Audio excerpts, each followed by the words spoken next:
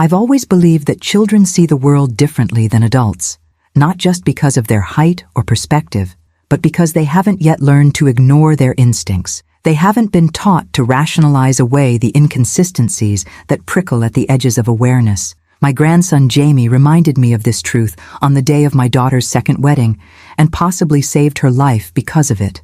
The May afternoon had been picture perfect for Kathleen's outdoor ceremony at the Rosewood Hotel's Garden Pavilion.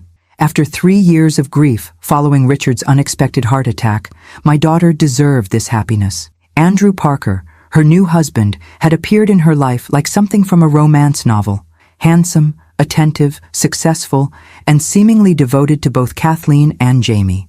I'd had my reservations, of course, the whirlwind nature of their relationship. The way Andrew sometimes watched Kathleen when he thought no one was looking, not with love, but with calculation. The convenient vagueness about his past.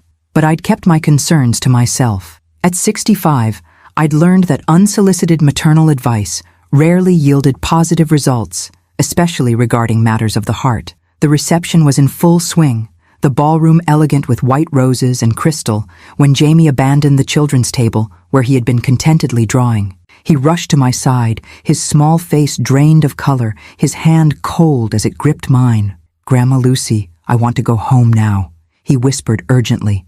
I set down my champagne flute, immediately concerned. Jamie was a calm child, not prone to outbursts or demands. "What's wrong, sweetheart?" His eyes darted fearfully toward the head table where Kathleen and Andrew sat with their wedding party. "You didn't see what's under the table?" I frowned, following his gaze. The head table was draped with floor-length white linen, adorned with floral arrangements and glittering tableware. Nothing seemed amiss.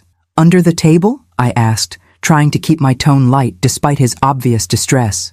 Jamie nodded vigorously, his voice dropping even lower. "There's a man's wallet. It fell out, but it doesn't have Andrew's picture in it.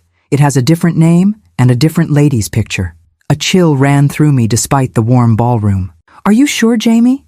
"I was playing hide-and-seek with Tyler," he explained, referring to the ring bearer, "and I went under the table and saw it. The ID says Michael Townsend, not Andrew Parker. And there's a picture of him with another lady, not Mom. I've spent 30 years as a forensic psychologist working with law enforcement, specializing in confidence schemes and fraud before my retirement. Something in Jamie's description triggered my professional instincts. Children. Jamie's age rarely fabricates specific details like names.